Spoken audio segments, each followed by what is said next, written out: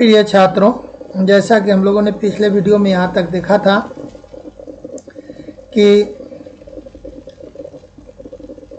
सुषमा ने कहा था कि जब लखनऊ वाला रिश्ता पसंद नहीं है तो हम लोग बरेली वाले को देख लेते हैं। उनके सिर्फ 2 बेटे ही हैं और वे भी छोटे हैं। तो उसमें ऐड करते हुए सुदीप ने कहा था कि और वे उन दोनों को हॉस्टल में रखने के लिए तैयार हैं और जब हॉस्टल में रख देंगे तो उन बच्चों की जिम्मेवारी, देखभाल की जिम्मेवारी, उनकी सेवा शुश्रूषा करने की जिम्मेवारी आप पर नहीं आएगी, सिर्फ आप ही दोनों तो रहेंगे। तो नीलम ने कह दिया था कि ऐसे लोग मुझे पसंद नहीं है जो 2 मुँहे हों, कहते कुछ हों और करते कुछ हों, इधर उधर घूम घूम करके कहेंगे कि इन बच्चों के लिए ही उन्होंने शादी की और फिर उन्हीं 2 बच्चों को वे हॉस्टल में ठूंसने के लिए तैयार हैं। तो ऐसे 2 मुँहे लोगों से मुझे सख्त नफरत है। तो इस बीच में सुजीत, जो सुदीप से छोटा भाई है, वह बीच में बोल पड़ा, जाने तो बरेली वालों को गोली मारो, छोड़ो उसको। गोली मारो का मतलब ये नहीं है कि जा कर के शूट आउट कर दो। गोली मारो का मतलब है कि उसे छोड़ो, लेट इट गो। मुझे तो नरेश के जीजाजी वाला प्रस्ताव बहुत अच्छा लगा है। अब ये नरेश जो हैं, जो इन लोगों के जीजाजी हैं, उनके जीजाजी भी हैं एक जो शादी करने के लिए तैयार है। तो सुजीत ने कहा कि वह मुझे अच्छा लगा। एक तो महाशय डिप्टी कलेक्टर हैं, और डिप्टी कलेक्टर हैं, डीएम के नीचे का पोस्ट है ये। दूसरे थोड़ा बहुत लिखने पढ़ने का शौक़ भी रखते हैं। कहने का मतलब कि डिप्टी कलेक्टर होने के साथ साथ वे लिखने पढ़ने का शौक़ रखते हैं। और इसलिए सुजीत को अच्छा लग रहा है क्योंकि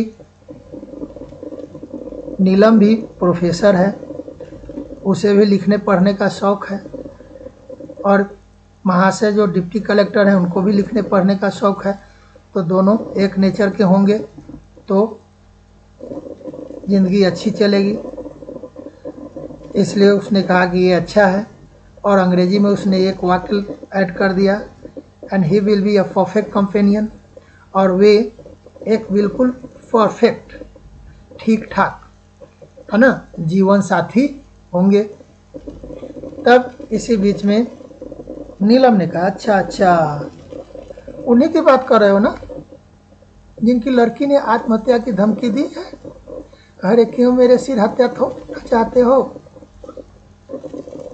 अब नीलम ने कहा कि अच्छा, उनकी बात कर रहे हो जिनकी एक बेटी है, और जिस बेटी ने यह धमकी दी है कि पिताजी यदि शादी कर लेंगे तो मैं अपनी जान दे दूंगी, आत्महत्या कर लूँगी। तो जैसे ही ये डिप्टी कलेक्टर साहब शादी करके मुझे अपने घर ले जाएंगे और उनकी बेटी आत्महत्या कर लेगी, तो उसकी हत्या का दोषारोपण मेरे ऊपर होगा। तो मेरे सिर पर ये हत्या क्यों थोपना चाहते हो? अब इसी बीच में पम्मी सुजीत बोल उठा फिर, अरे इन धमकियों से कुछ नहीं होता दीदी। पम्मी की सास ने भी तो कहा था कि अगर ये शादी हुई तो मैं मिट्टी का तेल छिड़क दूंगी, पर क्या हुआ? कुछ नहीं, 2-4 साल मुंह फुलाए रही और अब सब ठीक चल रहा है। तो उसने कहा कि अरे दीदी, ये सब धमकी है।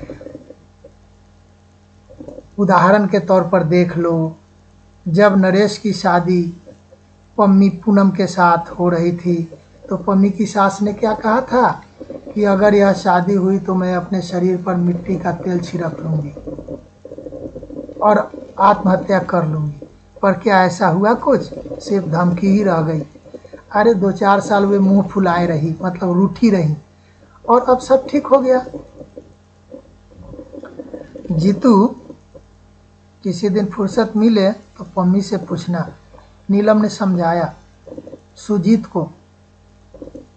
को शॉर्ट में जीतू बोलती है और सुदीप को दीपू बोलती है। तुमको यदि फुर्सत मिले तो पम्मी से पूछना।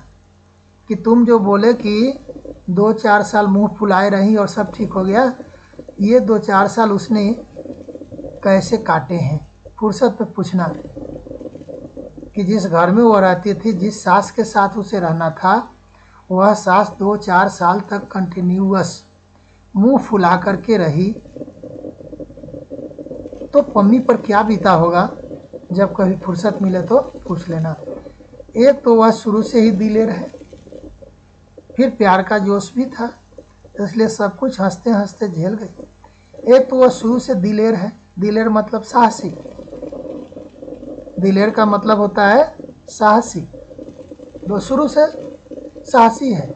और साथ में उसकी उम्र थी, और उस उम्र में लड़कियों पर प्यार का एक जोश होता है। उस प्यार के जोश में उसने सब कुछ हंसते हंसते झेल लिया। वैसे भी कच्ची उम्र में सहना आसान होता है। और उसने दूसरा उदाहरण दिया कि जब उम्र छोटी होती है तो आदमी सारा दुख झेल लेता है, पर इस उम्र में इतना तनाव मैं नहीं झेल पाऊंगी। लेकिन मैं जिस उम्र में पहुंच गई हूँ, उस उम्र में इतना तनाव मतलब टेंशन झेल पाना मुश्किल होता है, इसलिए मैं नहीं झेल पाऊंगी।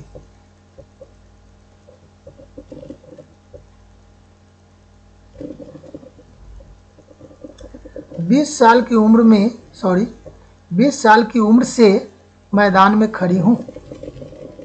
कहने का मतलब कि जब मैं 20 साल की थी, तभी से मेरे कंधे पर परिवार की जिम्मेवारी आ गई, और तब से मैं अपने जीवन के मैदान में खड़ी हूँ। परिस्थितियों से लड़ते लड़ते तंग आ गई हूँ। इस 20 साल की अवधि में जितनी सारी परिस्थितियां मेरे जीवन में आई, उन सभी परिस्थितियों से लड़ते लड़ते मैं तंग आ गई, थक कर चूर हो गई। अब जाकर थोड़ा सुस्ताने की मोहलत मिली है।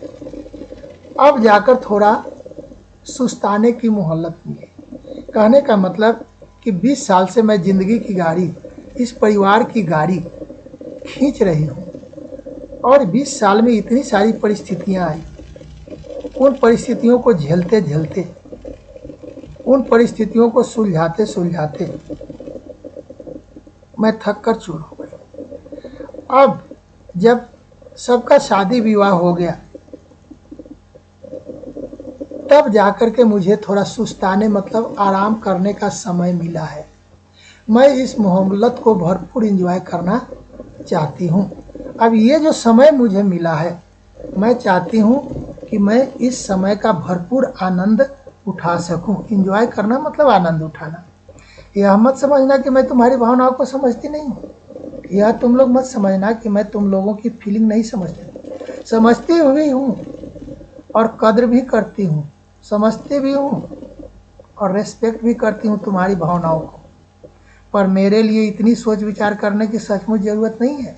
लेकिन मेरे लिए जो तुम लोग इतना सोच विचार कर रहे हो, इतना सोच विचार करने की ज़रूरत नहीं है। अब मैं सिर्फ शांति चाहती हूँ, शांति और आराम, बस। मुझे अब सिर्फ शांति चाहिए, पीस चाहिए, है ना, रिलैक्स चाहिए। इससे ज़्यादा अब मुझे कुछ नहीं चाहिए। थैंक्स ऑल द सेम, उसने कह दिया। बस, तुम लोगों को धन्यवाद। तीनों अपना सा मुंह लिए उठ गए। अपना सा मुंह लेकर उठ जाना मतलब निराश होकर के, ये भी एक मुहावरा है। अपना सा मुंह लेकर रह जाना, निराश होकर रह जाना। निराश होकर उठ गए। कमरे से बाहर 2-4 कदम ही गए होंगे कि सुषमा बोल पड़ी। अब कमरे से निकले 2-4 कदम ही आगे बढ़े होंगे कि सुषमा, जो अब तक चुप थी, जो सुदीप की पत्नी है, वह बोल पड़ी। क्या बोली? मुझे मालूम था वे मना कर देंगी। इतने दिनों तक इस घर में बॉसिंग करती रही हैं। अब उसने एक ये टोंट कस दिया, कह दिया कि मुझे तो मालूम था कि वो मना कर देंगी। अब इतने दिनों तक इस घर में रह करके वो बॉसिंग करती रही हैं, मतलब सबका बॉस बनी रही हैं, सबको इंस्ट्रक्शन देती रही हैं, सबको डायरेक्शन देती रही हैं, सबके ऊपर रूल करती रही हैं। और अब वह ससुराल में धौंस डपट सहना उनके बस का थोड़ा ही है। अब वो ससुराल में जाएंगी तो सास का धौंस सहना पड़ेगा, सास की डांट सहनी पड़ेगी। सास धौंस सहने का मतलब होता है दब करके रहना, है ना। आदमी जब किसी के ऊपर धौंस जमाता है, कहने का मतलब कि उसको डोमिनेट करता है, तो ये ससुराल में धौंस मतलब उसको डोमिनेट होना पड़ेगा, डांट सहनी पड़ेगी। अब ये इस उम्र में इनसे थोड़े होगा, जो इतने दिनों तक किसी के ऊपर रूल किया हो, अब उसके ऊपर कोई रूल करे उसे तो अच्छा नहीं लगेगा। क्या बात करती हो भाभी, अब इस उम्र में उनसे धौंस डपट कौन करेगा। अब सुजीत ने कहा कि भाभी आप क्या बात कर रही हैं। अरे दीदी, अभी जिस उम्र में पहुंच गई हैं, इस उम्र में उनको कौन डोमिनेट करेगा, उनको कौन डांटेगा। तो फिर भाभी जो सुषमा है वो बोली, अरे औरों की ना सही, पति की तो सहनी पड़ेगी, उसकी जी हुजूरी तो करनी पड़ेगी। अब मान लो कि ननद की धौंस नहीं सहेगी, ठीक है, सास की धौंस नहीं सहेगी, ठीक है, लेकिन पति की तो सहनी पड़ेगी, पति की जी हजूरी तो करनी पड़ेगी। अनचाहे ही सारी बात नीलम के कानों से टकरा गई। ये सारी बातें न चाहते हुए भी नीलम सुन ली। उसने सोचा सुषमा ठीक ही कह रही है। अब उसने एनालिसिस किया, है ना, कि सुषमा जो कह रही है आखिर इसका मतलब क्या है। और तब उसे लगा कि शायद सुषमा ठीक कह रही है। इतने दिनों तक इस घर में एक छत्र शासन करने के बाद अब वह किसी का शासन स्वीकार नहीं कर पाए। बात सही है, कोई आदमी 20 साल तक हेडमास्टर का काम कर ले और अब वह असिस्टेंट टीचर का काम करे, वह ज़्यादा दिन नहीं कर पाएगा। कोई एक सेठ 2-4 आदमियों को अपनी दुकान में रख करके अपनी दुकान चलाया और लाचार होकर के उस सेठ को अब किसी दूसरे सेठ के यहाँ जाकर नौकरी करनी पड़े, तो वह ज़्यादा दिन तक नौकरी नहीं कर पाएगा। 2-4 दिन करेगा, उसके बाद उसे लगेगा कि उसकी ज़िंदगी नर्क बन गई और वह भाग जाएगा। शादी के इस पहलू पर तो उसने सोचा ही नहीं था। अच्छा ही हुआ जो यह किस्सा शुरू होने से पहले ही ख़त्म कर दिया गया। अब नीलम कहा कि हाँ, ये तो मैंने सोचा भी नहीं था कि शादी करने के, मैं तो सिर्फ फिलोसफिकल सोच रही थी कि ये बूढ़े हैं, ऑलरेडी इनकी बेटियां हैं, बेटे हैं, उम्र बीत चुकी है, फिर भी ये लोग शादी का शौक पाल रखे हैं। आश्चर्यचकित हो रही थी। अब इतनी गहराई में तो जाकर के उसने सोचा ही नहीं था कि सास की धौंस डपट, चलो सास की धौंस न सहना पड़े, पति का तो सहना पड़ेगा। सास की जी हुजूरी करना न पड़े, पति की तो करनी पड़ेगी। ये सारी बातें अब उसको समझ में आई कि अच्छा, ये सारी बातें भी तो होती हैं।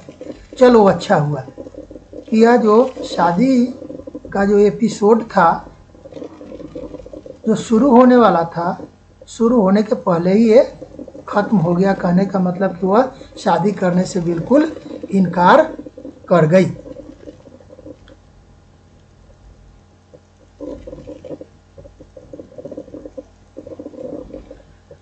पर कहाँ 24 घंटे भी नहीं बीते और पूनम ने फिर उसे घेर लिया। अब देखा कि सुदीप सुषमा सुजीत दीदी को नहीं मना पाए, तो मैं एक बार कोशिश कर लेती हूँ। फिर 24 घंटा भी नहीं बीता कि पूनम ने घेर लिया और उसने प्रस्तावना में समय भी बर्बाद नहीं किया। ये प्रस्तावना बोलते हैं भूमिका बनाना, इंट्रोडक्शन देना, इधर उधर की बातें करना, है ना। शुरुआत करने में समय बर्बाद नहीं किया, सीधे शुरू हो गई। डायरेक्ट। भैया भाभी बता रहे थे तुमने शादी से साफ इनकार कर दिया। अब उसने कहा कि भैया और भाभी मतलब सुदीप, सुषमा और सुजीत ये सब बता रहे थे कि तुमने शादी से बिल्कुल इनकार कर दिया। तो नीलम ने कहा तो और क्या करती, तुम लोगों को पागलपन का दौरा पड़ा है तो क्या हुआ, मेरा दिमाग तो अभी साबुत है। कहा कि तुम लोगों को पागलपन का दौरा पड़ा है, लेकिन मेरा दिमाग तो अभी साबुत है। साबुत है मतलब बिल्कुल ठीक ठाक है।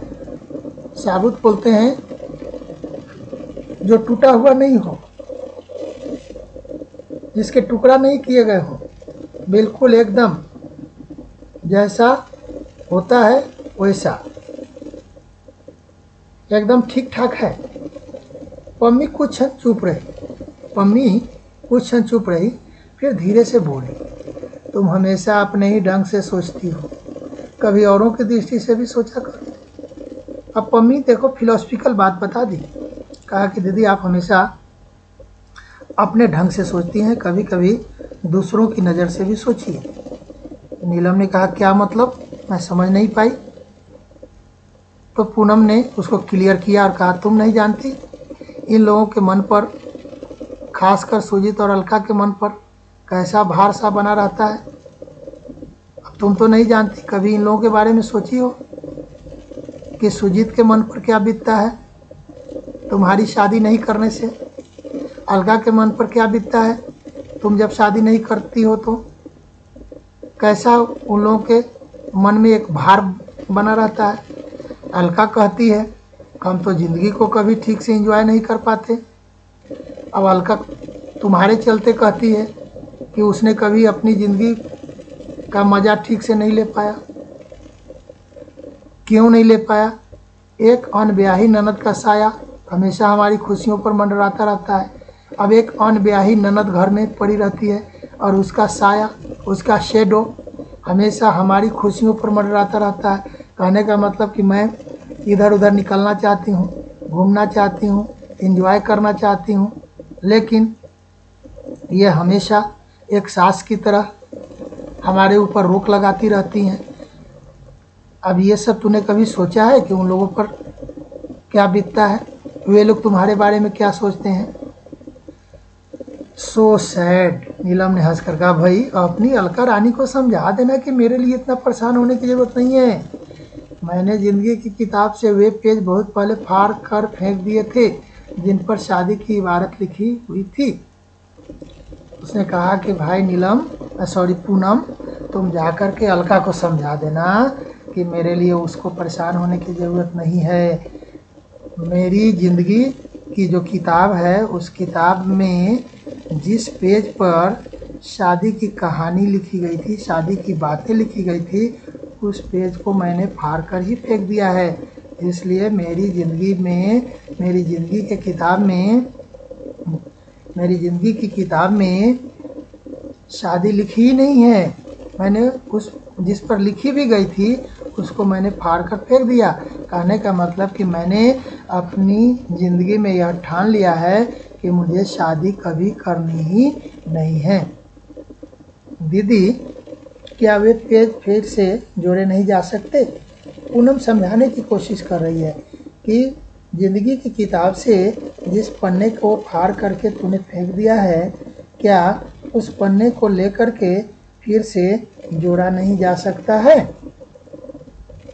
नीलम ने कहा पम्मी तुम नहीं जानती अरमानों को दफन करना कितना असहनीय होता है। अरमान मतलब इच्छा, दिल की इच्छा को दफन करना मतलब दबाना कितना असहनीय, अनटोलरेबल होता है। हर लड़की की इच्छा होती है कि उसका भी विवाह हो, उसका भी घर बसे, लेकिन ऐसा नहीं हुआ। उसकी इच्छा दफन हो गई और उस इच्छा को दफन करना कितना कष्टदायक था, उसको सह लिया और फिर उन्हीं अरमानों को वापस जिलाना, जिन अरमानों को दफन कर दिया, फिर उन्हीं अरमानों को जिंदा करना शायद और भी पीड़ा देगा। जो अरमान दब गया और फिर उस अरमान को मैं जिंदा करूं तो और दुख होगा मेरे मन को। और मुझे डर है कि अगर मुझे मजबूर किया गया तो मैं सपनों के टूटे हुए सिरों को वहीं से उठाना चाहूँगा जहाँ छोड़ा था। और मुझे डर है अगर तुम लोगों ने मुझे शादी करने के लिए मजबूर किया तो मैं सपनों के टूटे हुए सिरों को वहीं से उठाना चाहूँगी जहाँ छोड़ा था। तो मेरा जो सपना था जो टूट गया, उस सपना को मैं फिर वहीं से उठाना चाहूँगी, मतलब शुरू से जहाँ छोड़ा था। कहने का मतलब कि जिस उम्र में मैंने यह सपना देखा था शादी विवाह का, मैं उसी उम्र से इसको उठाना चाहूँगा। कहने का मतलब कि शादी करूँगी भी तो उसी उम्र के लड़का से करूँगी जिसने अभी तक शादी नहीं की हो, जो मेरी तरह ही अभी तक कुंवारा पड़ा हुआ हो। मैं समझी नहीं दीदी, अब मम्मी नाटक कर रही है, समझ करके भी ना समझने की। मम्मी अब नीलम समझा रही, मेरी उम्र चाहे जो भी रही हो, मेरे सपने अभी किशोर हैं। अब मेरी उम्र अभी चाहे जो भी हो, 45 को हो, 50 को हो की हो, लेकिन मेरा सपना अभी भी जवान है। मेरे भाई लोग ऐसे एंटीक पीसेस मेरे सामने परोस रहे हैं, उनसे इनका कोई मेल नहीं है। तो मेरा सपना अभी भी किशोर है, मतलब टीनेजर है ना। किशोर का मतलब टीनेजर होता है, और उसी उम्र में लड़कियां विवाह का सपना देखती हैं, तो वह अभी भी टीनेजर है। और मेरे भाई लोग मेरे लिए ये एंटीक पीसेस मेरे सामने परोस रहे हैं। ये पुरानी चीज़ें है ना, जो अब म्यूजियम में रखने लायक हो गई हैं, वह मेरे सामने परोस रहे हैं, और जिसका मेरे साथ कोई मेल नहीं है। तो मैं यह कभी भी मानने के लिए तैयार नहीं होंगी। तो फिलहाल ये वीडियो 22-23 मिनट का हो गया, मैं इसको इतना ही रखता हूँ। आशा करता हूँ कि आप लोगों को समझ में आएगा, और फिर हम लोग अगले वीडियो में यहाँ से शुरू करेंगे।